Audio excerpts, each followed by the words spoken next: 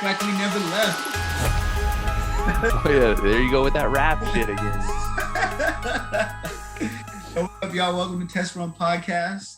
You know where you get all your bullshit and information from us. Welcome. Got my Chandler Gilbert Coyotes t-shirt on, trying to relive the glory days. I think you might like this show. I don't know if you might wearing nerdy and fuck is fluorine, uranium, and potassium. And the chemical symbol for potassium is K, so that's why it's nerdy as fuck. No, I mean, not only is that nerdy, but it's hot. Sponsor us. I don't know. I got this fucking 5 years ago. Hot topic. Okay. It's still even in. You know, but let's get right into the shits, man. So you motherfuckers out there, at least motherfuckers out in like real TV land, like the ESPNs and the fucking Nick Wrights and the fucking all that other shit. Y'all need to start giving Chris Paul more of his respect than what you're giving him. The reason I say that is just I don't hear any rumblings. Maybe I did like a little bit today from Stephen A. Like they had a talk as a Joker, should Chris Paul and all this and that. But that's the first time I heard about that. Yeah, they're giving him his props, but they're not mentioning him in the top 2 or number 1 candidate to be MVP. I don't see how that's not mentioned. I don't see how he's not the front runner for all this. I keep reiterating this. Devin Booker's a good player. He's a great player. I'll give him that. But we've seen him do this shit the past 6 years or however long he's been in the league, and nothing's happened. It took a whole Hall of Famer to join this team, in my opinion, and turn this whole program around. I just don't see how he's not mentioned. You take him off this team, they're going back. There's no way the Suns team has matured that much in a 2-year span without Chris Paul for them just to all of a sudden just make this run and how they're making now. I don't see it. They're still really young. They needed this veteran leadership, and Chris Paul's proving that in year 16 of his career. And I just don't see how he's not mentioned more. I think that, in my opinion, I think he won this year. I don't care how good of a number Joker's putting up. I don't care about how good of a numbers Dame's putting up. That's a given. They've done that. They've shown that previously. Yeah, their Joker's numbers are a little bit higher than they probably were in the previous 2 years. But Chris Paul, even though his numbers don't stand out, neither did Steve Nash's when he won MVP twice. He wasn't averaging 20 a game. He was more like 13 to 15. And Chris Paul's averaging way more than that. He's averaging like 17, 18. And then not to mention on top of that, the 10 plus assists he's going to give you a night. And then just his general floor presence is just, it's impeccable. So I just don't see how he's not the front runner for MVP. Yeah, he's averaging 16 and 9, 16 points, 9 assists, which is just under his career average, which shows you how good his career has been. And I like what you said there. I think it shows that I think MVP should be much more than a numbers game. But if you want to talk numbers, I've been told by a lot of Suns fans who I see in Arizona, since we're out here, that the Suns are the number 1 seed. And we're not Suns fans by any sort of imagination. We love basketball and we see what's happening. Right. But you have a lot of fair weather fans here in Arizona who like the team when they're winning. You know what I mean? Oh, yeah. So, they're telling me how good the team is and what's the catalyst as to why they're good now and they weren't a year ago, 2 years ago, 3 years ago. Like you said, it's not immediate growth from their young players. It's Chris Paul. You saw what he took that Oklahoma City Thunder team in the bubble last year and whatnot. Like that team he basically was left for dead out there and then turned them into actually like a competitive squad and was playing at an MVP level there even last year. But it shows you how much numbers are important and they're not important in the same thing. Because like Jokic could be putting up crazy numbers, triple-double every night, and he's on a really good team as well. But you see the kind of jump that the Suns have made with Chris Paul here in Arizona, that it's regardless if he's putting up 20 and 15 or whatever, I think a lot of people don't realize how important a leader at the point guard position who actually knows the ins and outs of basketball at the highest level that's so important to a team, especially a young team. That I mean, a missing piece was that veteran leader at point guard. And you could argue I think Nash should have gotten maybe one MVP. I don't know about the second, but I mean, you have to take into account other players in the league on their respective teams too. But how a point guard who actually literally makes their team better is crucial. I've been a huge proponent my entire life that you can't win a championship with a scoring-minded point guard. Maybe in this era with the big three, like Kyrie's a scoring-minded point guard, so if they win, I guess that's technically true. Yeah, but they also got 4 but framers on that team. So it's an asterisk. Like that's not fucking the same thing. But you look at all the great teams in the history of the game, and they all had a point guard who ran the offense, who literally, and this is not going to show up on the stat sheet, but just knowing when to, like the pace of the game, setting the pace, or knowing when to slow it down. If knowing when a guy's hot to force feed him the rock, knowing when a guy, like Chris Paul, for example, is not just going to pass it to somebody who's not a set shooter. He's going to maybe set that guy up so he takes one dribble and dunks it. Whereas other guys might try to dribble in and then they kick it to a dude who's not a set shooter who shoots it. You're not putting him in the best situation to succeed. Chris Paul knows all the ins and outs of the point guard position. So it just kind of, like you said, I mean, you've been pounding the table for Chris Paul, for the last few weeks for the MVP discussion. And, like you're saying, you're not saying fuck Devin Booker, but you're saying fuck Devin Booker. You know what I'm saying? I mean, I'm just glad they're not mentioning Devin Booker anymore, that he's the reason for all this. Because that was a little rumblings from a lot of you fucks out there. And I wasn't okay with that. Like, yeah, Devin Booker. Yeah, you like Devin Booker. You think he's this and that. But, and like I said, I like the man's game. He's no Kobe Bryant. I hate that comparison because Kobe was an all-star his second year in the league. Kobe was Kobe Bryant. He did all these amazing things at a younger age compared to Devin Booker. Devin Booker had a 70-point game. If he didn't have that 70-point game, we wouldn't talk about Devin Booker in the highlight that we do of him. I just don't see that. He's a good player, though. Like, here's the thing. I'm not saying he's not. I just don't. I just think a lot of the casual fan or the people that think they know basketball, put him to this highest regard. And 70 points is hard to get in any, any time. Like, that's just a lot of points that one person has to really just put up. But no, I just don't think he's to that height yet, in my opinion. I don't think he'll ever get there, which this leads me to my next topic, but let me finish my point real quick. Chris Paul needs to be in the MVP conversation this year. Who knows, next year, maybe he might be if they make a deep run in the playoffs. I mean, that's not yet to be seen, but I do believe that he should be mentioned this year. No, I wholeheartedly agree. Like you said, I don't know if he's actually going to get any love. He definitely deserves it. It'll be interesting to see if the Phoenix Suns can knock somebody off in the playoffs. I hope. Part of me wants to see a one and done exit to show that like it's still a super team led league. If like they end up playing the Lakers or something, because they've been kind of swirling. But I think again, Chris Paul, like if you subtract, like we talked about, like when Devin Booker gets kicked out of a game, the offense keeps running. If you take Devin Booker off and put a CJ McCollum, obviously a Bradley Beal, a Jaylen Brown, Shai Gilgeous-Alexander. I don't even know if those are real players. I'm just, I don't watch the NBA like that anymore. But, so you throw even Joe Harris from the Nets, just a shooter, a guy who can catch and shoot. I feel like the Suns are pretty, I don't want to say the same team, because I do think Devin Booker can score at a high clip, but they're a similar team. If you just interchange, like if you're just looking for a shooter / scorer, you can find those in the league. I think they're better if you put Bradley Beal there. Well, I think Bradley Beal is a better player. I think they're a way better team if you put one of those two there, Bradley Beal or CJ McCollum. But who's in the Devin Booker? Because I like to compare those guys to Booker. But and I think they're better in a sense. Who would be similar to Booker but that is not quite as good. Do you have any comparisons?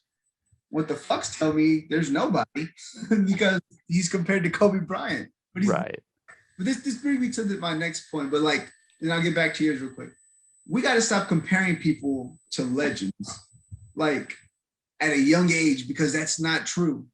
And there's 3 that come to mind, and I think one just may be there, but I don't think it's really good for basketball. But the one is Brandon Ingram. They said he's going to be the next KD. He's nowhere near that at all. And then again with Devin Booker, supposedly he's the next Kobe Bryant. He's nowhere near that at all. And then the third one that I can think of off the top of my head is Trae Young with the Steph Curry thing. And that's somewhat seeable, but that's bad for basketball because that's just like how we said before, that's showing kids that you could just pull up from anywhere and just shoot this deep ass 3 at any time and you're still going to play. That's not real.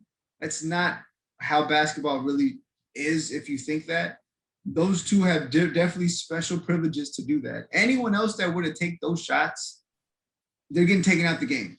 Right. At any level of basketball, you're getting taken out. You're not going to have another chance to do that unless your dad's coaching you. Other than that, that needs to stop. But back to your question, I mean, it have to be those 2 that come to mind. Also, is Devin. The comparison to Devin Booker is Bradley Beal and CJ McCollum. I mean, not even. I was about to say the shooting guard for Milwaukee, but I don't see that either. Just because he can put up 20 a game. Okay. But not to cut you out, I just typed in starting shooting guards in the NBA. I'm gonna name some names, and you tell me if the Suns will be better or distinctly worse with this player instead of Devin Booker. Okay, this is a good game we're gonna play. James Harden. Okay, I'm gonna leave it off the list. All right, so Bradley Beal, we know. You swap Devin Booker for DeMar DeRozan. Same team? He's not really a shooter like that. He's not. I don't think so. And the reason I don't think so is because he can shoot the 3. He's even said that. Like, I do, but just I was not. That's not my game, is what he's quoted saying. Like, that's not my game to shoot 3s. My game is to, get the mid range, shoot the 3 when I'm open, and get to the basket and get to the line. Yeah, that could work, and I think Chris Paul could make it work, but I don't think they're the same team because he needs the ball in his hands. If that makes sense. Devin Booker, to create for himself. And Devin Booker could create for himself, but he's also, I think, where he gets his money from is, coming off the screen and attacking. He can move without the ball, I think, pretty well. Don't get me wrong, he still does his thing in ISO, but I think he's also a way better off the screen player than DeMar DeRozan. Okay, and also DeRozan, he's on this list or whatever, but you could argue he's like more of a small forward or a small power forward in a small ball forward lineup. All right, let me see some other guys that are more similar. Wesley Matthews. No, it's definitely not the same team. I mean, he's, for example, though, like we're talking about he's a starter. I mean, he's on this list. I think maybe because of injuries and whatnot. But so that's like a backup swingman.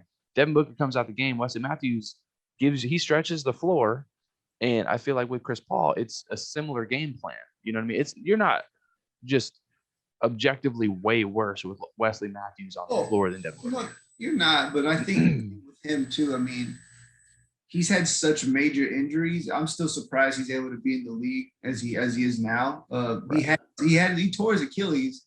I think he also tore his ACL twice. So honestly, kudos to him for still being able to sustain in the league. But I don't know how. I mean, maybe in today's game where and he's a lockdown defender. He was. I mean, he still does play D, but he was a lockdown defender. He was a 3-and-D player before the injuries. Right, and that would thrive in this Suns lineup. Oh no, for sure. It's just to create. If you needed someone to also create it, granted you have Chris Paul, but if you did need someone to create, I think it'd be harder for him to do that than it would be for Booker. But then again, that's also youth against age at the same time. Okay, so Booker or Oladipo? I think so. As much as I hate Booker, I'm still going to take Booker on this one, just because.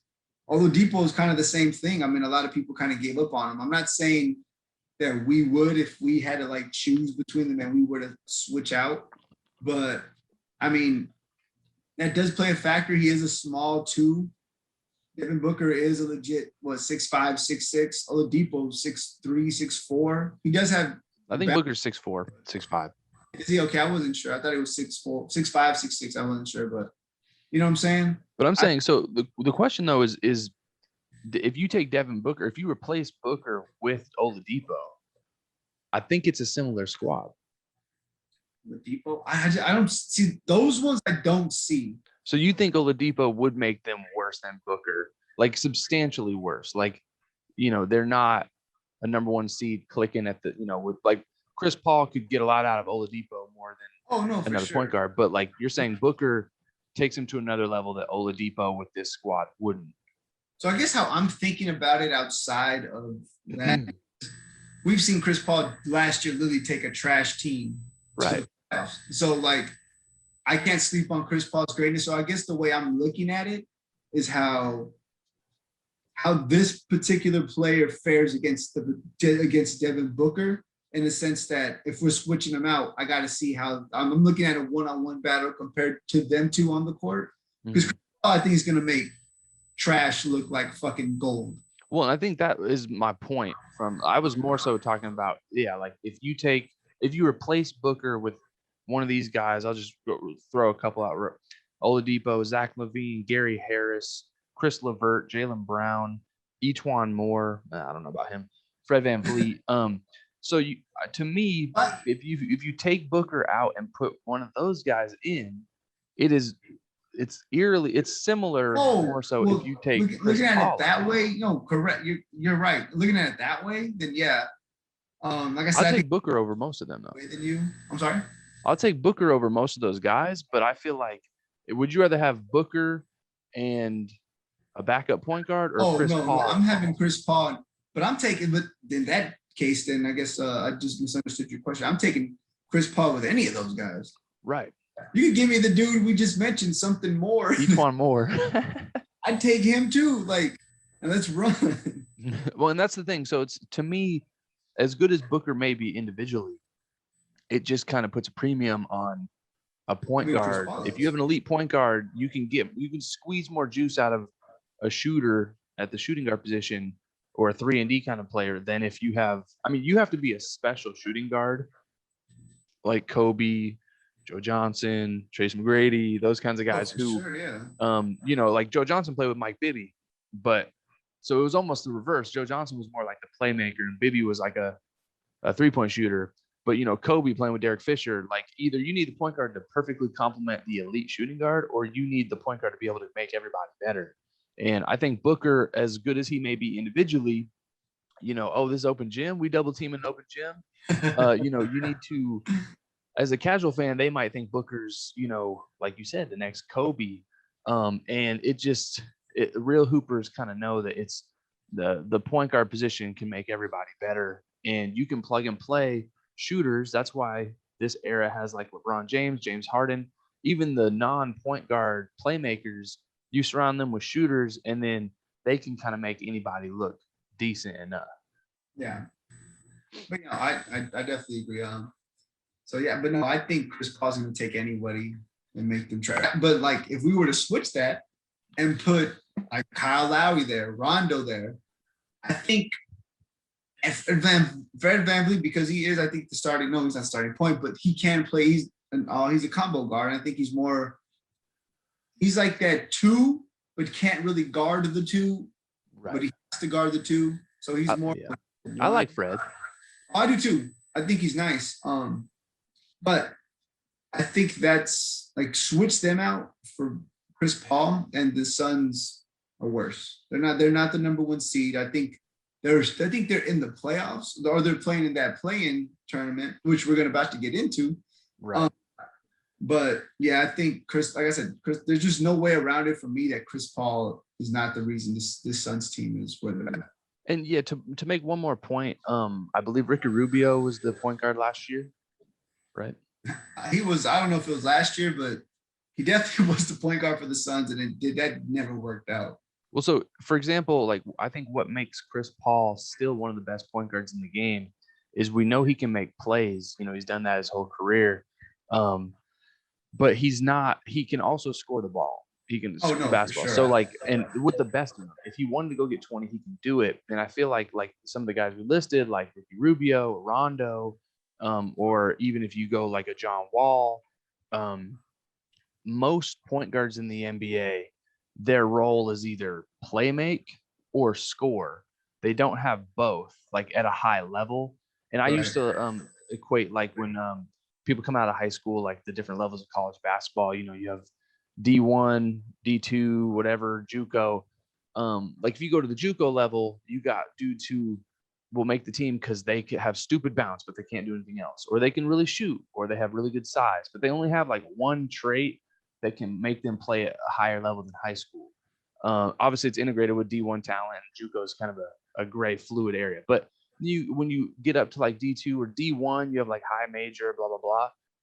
You know, the higher you get, the more tools in their bag the players have. They're now everyone can jump, everyone's fast, and they're 6'7" instead of 6'3", and you know, and they can shoot. But the dudes who get to the NBA, they have like all of them. They check all the boxes in a sense. But in today's era, a lot of dudes don't check all the boxes. Like most people can shoot, most people are athletic, but not a lot of people have great IQ. Not everyone can play defense. Not everyone has a high work ethic or a motor.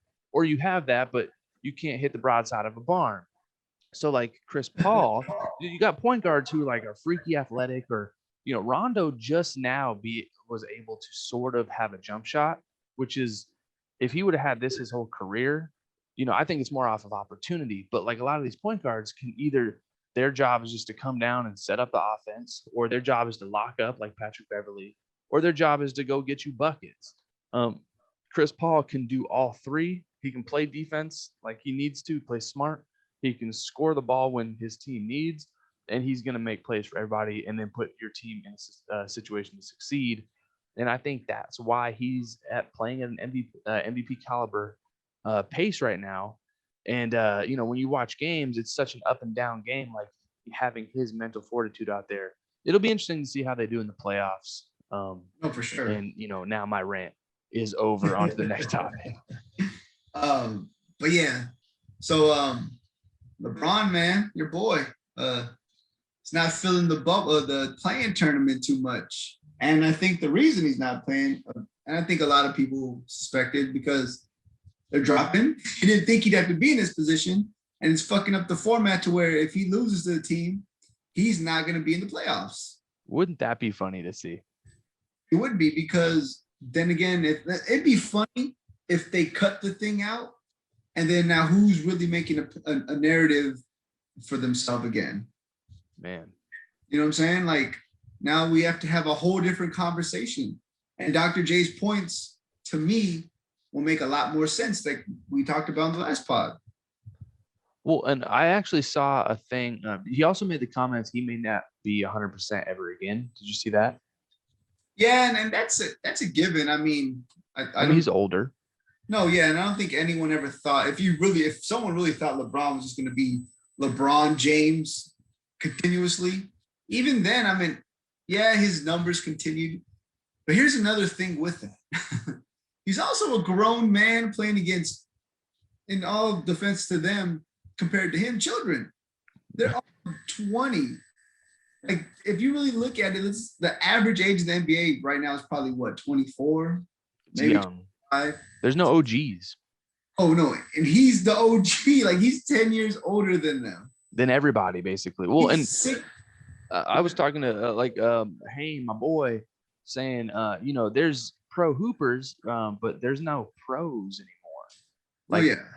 Like actual professionals, like these kids. Suit and tie, like there's none of that. Yeah, the work ethic and everything. It's just he's playing against a bunch of young men who don't have a lot of experience. But I think Emmanuel Acho, I think his name was, a football player, was talking about how he's self-handicapping himself by saying he may not be 100%. And we all do it. I love yeah. what he said.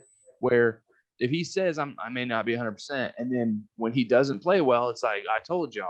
And so he's continuing his self-esteem by basically admitting defeat and lowering expectations for everybody. And then when he goes out and plays well, then it's like, look how good he is. He's surpassing expectations. But so we all do it to a fault, but that's basically what he's doing by saying that. And when he tats chosen one on his back, you know what I mean? Like you are, you're putting the expectations, you're handing people free cards of giving you expectations to the utmost. For sure. So by him coming out and saying that, like, yeah, no shit, you're fucking 30 something. Like you're not going to be like the 26-year-old LeBron. But in other sports, it's interesting to see like the top athletes usually fizzle out with injuries at some point in their career. LeBron, you could argue, is the most athletic player in the history of the game. And he's had the longevity like a Jerry Rice at football. And so longevity is a skill in a sense. But like I saw Richard Jefferson and Gilbert Arenas talking, like you sent me that clip talking about he's the best scorer. And I hate it when people bring up longevity, like total points or total stats, like for time allotted, to prove their point, when that just says he played more and had more opportunity than other people, which could be a skill, and you have to kind of mold that into your discussion. But it's like on Call of Duty, if you play 100 hours and I play 10 hours, your stats are going to be you're going to have more kills than me on Call of Duty. I mean, you're a better Call of Duty player. Maybe, I don't know. We haven't played, but you know what I'm saying? So like, it's, to me, LeBron's going to probably pass Kareem eventually if he continues to play in points. But again, you put all these expectations on yourself, and you play the game for 20 years in an era where the 3-ball is fucking glamorized like it is. You better put up points, and you better have those accolades. You know what I mean? No, for sure. No, yeah, I agree. I think we kind of went off a little bit. I definitely went off on a tangent. But no, but I would have to agree with LeBron in some sense. I do think the play-in tournament is bullshit. Because it could lead a team that's not even 500 to make the playoffs. And granted, the first round's never really that good if you're playing the 1 seed who's really just better than the 8th seed. Mm-hmm. But I mean, just go by the book. I don't really care to see fucking the 32 and fucking 40 Golden State Warriors play against the Suns. I do think if that were to happen, in my opinion, I think the Suns might get upset.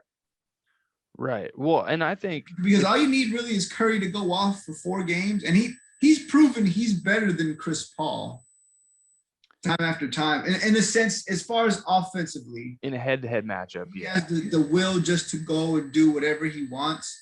As far as like he's gonna just chuck. So he's proven that. Mm-hmm. When you add Draymond, who's just gonna be a tough defender. I mean, that's just, what I'm saying? I think they just have a tough team. They're just not winning any games because they are missing Clay. I think this proves also that Clay's a true centerpiece to this team. I've always thought that. It's getting slept on this year. No one's saying that because Curry's just putting up these crazy numbers as far as 3-point shooting goes. But no, this season and their record goes to show you how detrimental Clay really is to this team. I think, it's.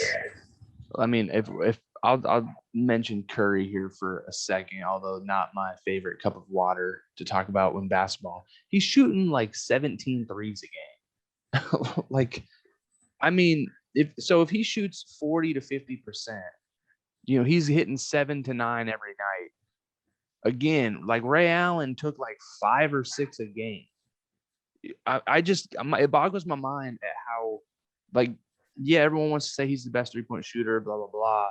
The freedom that he has in his system, the fact that they're a shitty team this year and have been since Clay basically got hurt and then KD left. And his confidence is probably his best, like his best attribute, in my opinion. If anything, I'm jealous of a guy who can just jack with his eyes closed in a triple team, air ball, and come down and do the same shit. Yeah. And, he can shoot the ball, good shooter. But my goodness, have you not been blessed with the best fucking possible situation of all time?